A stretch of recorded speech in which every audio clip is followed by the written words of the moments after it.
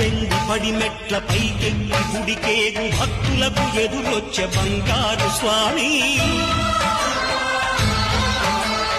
ఇరుముడులు స్పృశించి శుభమును దీవించి జన బృందముల చేరే జగమేరు స్వామి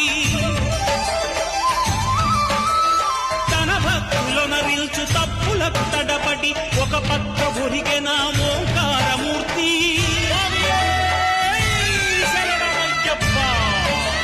స్వాములందరూ తనకు సాయము కాగా ధీమంతుడై లేచే ఆ కన్య స్వామి